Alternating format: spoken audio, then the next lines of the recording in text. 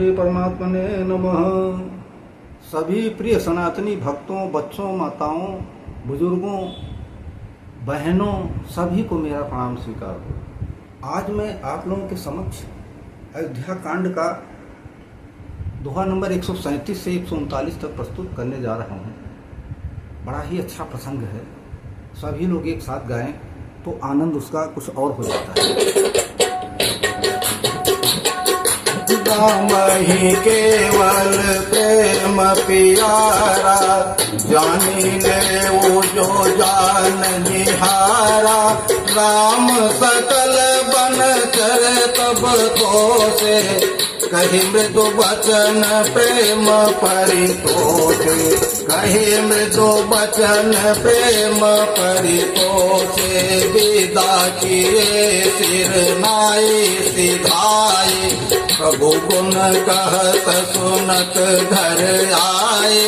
एहि विधि से असमेत दो भाई, बसहि विपिन सुर मुनि सुखदाई। बसहि विपिन सुर मुनि सुखदाई।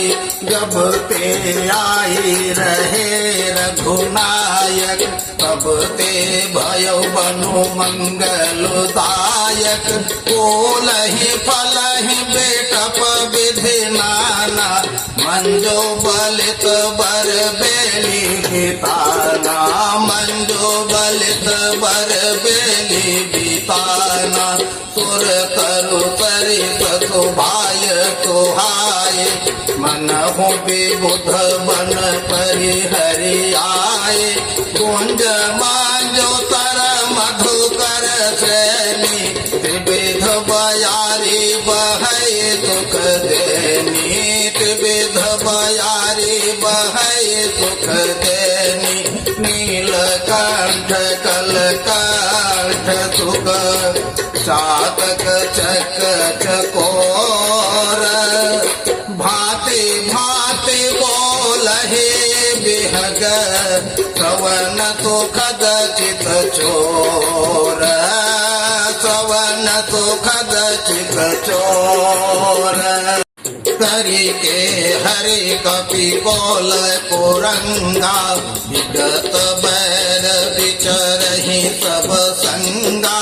फिरत यहेर राम छवि देखी, होहि मोदित मृग वृंद विसेखी। होहि मोदित मृग वृंद विसेखी। विबुध विपिन जह लगी जग माही, देखी राम बन सकल सिहाही। सुर सरि गर सई दिन कर कन्या, मेकल सुता गोदावरी धन्या। मेकल सुता गोदावरी धन्या।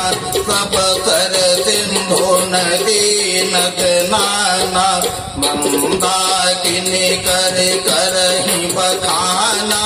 उदय यात गिरि अरु कैलासो, मंदर मेरु सकल सुरबासो। मंदर मेरु सकल सुरबासो। शैल हिमाचल यादिक जेते, चित्रकूट जसु गावहि जेते।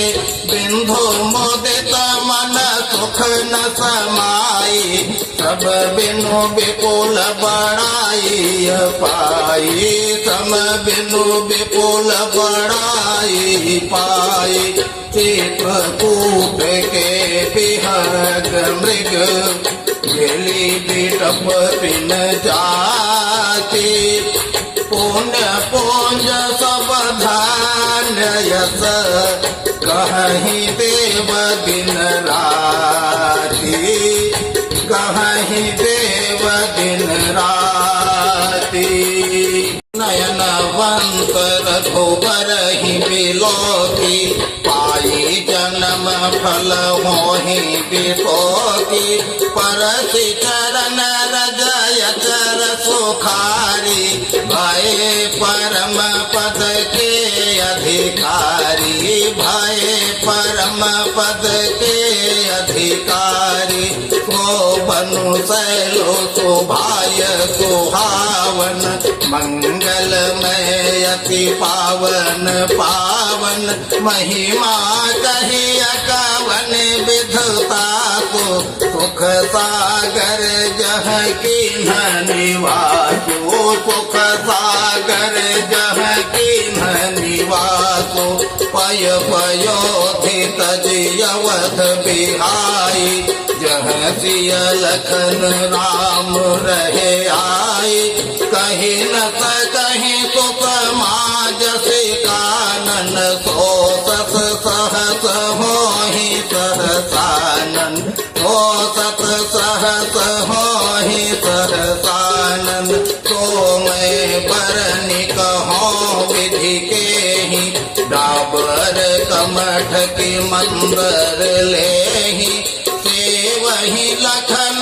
करम मन बानी, जाई न सिलोचने हूँ बखानी, जाई न सिलोचने हूँ बखानी, चिन्नु चिन्नु लखी सिय राम पद, जानी आप परने हो, करत न सपन हूँ लखन चितो, बंधु माधो पितु गे हो, बंधु माधो पितु गे हो, दीन दयाल बिरदु संभारी, करहुनाथ मम संकट भारी, दीन दयाल बिरदु संभारी, हरहुनाथ मम संकट भारी, हरहुनाथ मम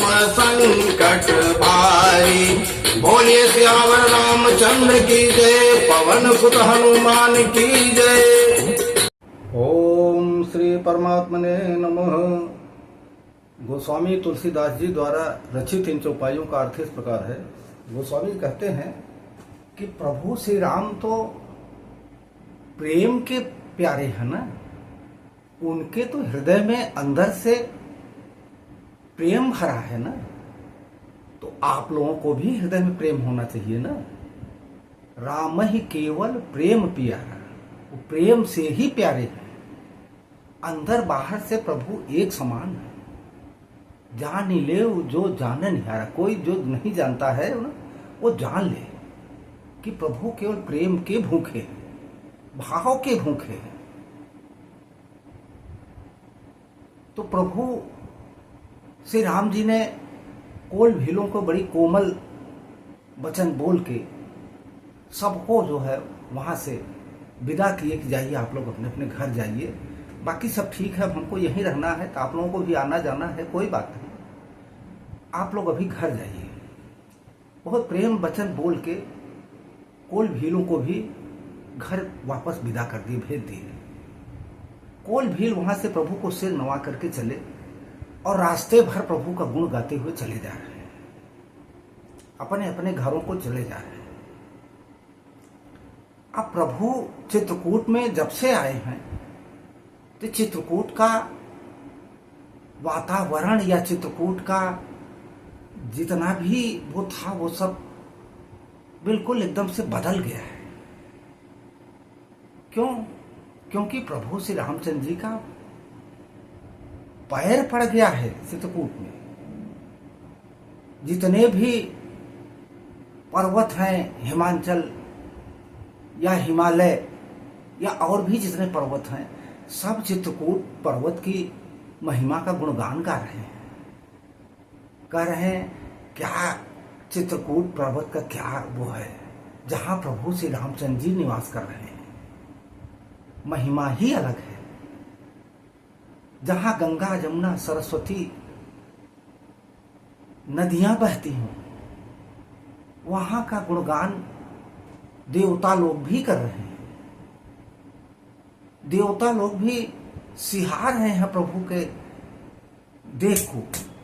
अब प्रभु जहां जहां गए हैं, जहां जहां अपना पैर रखे हैं,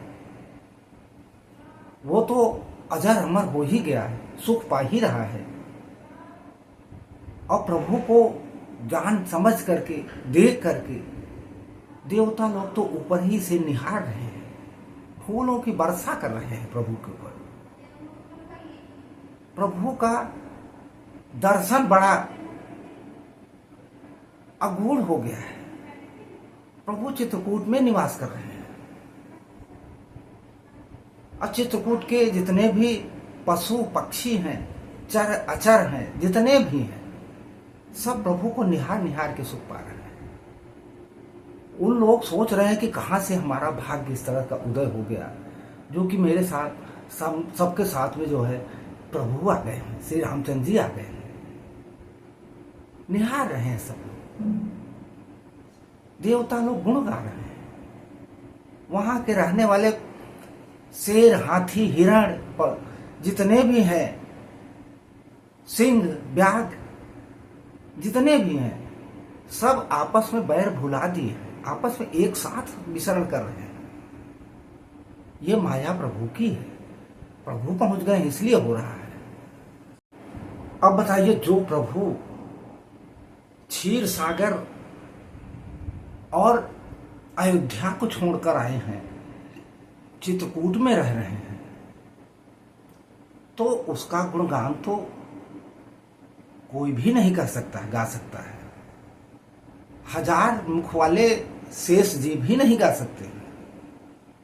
तो भला बताइए, हमारे गोस्वामी तुलसीदास जी किस उसमें उनका गुणगान कह सकते हैं, गा सकते हैं? बयान ही नहीं कर सकते। प्रभु जो सुख वहां के लोगों को दे रहे हैं, पशु पक्षी हैं, चर अचर हैं, जितने भी हैं, सब सुखी हैं। और जब गोस्वामी जी कह रहे हैं कि जब शेष जी भी नहीं गुणगान गा सकते हैं, तो भला हमारी क्या औकात है? कभी क्या कछुआ भी मंदरांचल पर्वत सर पे उठा सकता है? ये तो वही वाली हाल हो गई। लक्ष्मण जी प्रभु श्री रामचंद्र जी का, सीता जी का की सेवा में लगे हैं और ऐसी सेवा कर रहे हैं, ऐसी सेवा कर रहे हैं कि उनको ये भी नहीं याद है कि हम कहाँ से आए, हमारा घर द्वार कहाँ है, अयोध्या कहाँ है, हम कहाँ से आए हैं। माता पिता भाई का किसी का याद भी नहीं आ रही है। उन्हीं की सेवा में लगे हैं, 24 घंटे उन्हीं की सेवा में लगे हैं। इस तरह इन चौपाइयों का अर्थ यहीं तक संभव है। आगे जो भी चौपाई आएगी, अगला अर्थ हम अगले भाग में फिर से आप लोगों को मिलेंगे। और मैं वही निवेदन करूंगा कि अपने सनातन चैनल को जो है भक्त लोग सब्सक्राइब कर लें, अच्छा लग रहा हो तो दूसरे को शेयर भी करें और लाइक कर दें। कमेंट बॉक्स में जय श्री राम, हर हर महादेव, जय श्री वीर हनुमान, जो भी आप लोगों को पसंद आवे वो लिख दीजिए। मैं अगले भाग में फिर से मिलूंगा। तब तक के लिए जय श्री राम, राधे राधे। बोलिए सियावर रामचंद्र की जय, पवन सुत हनुमान की जय।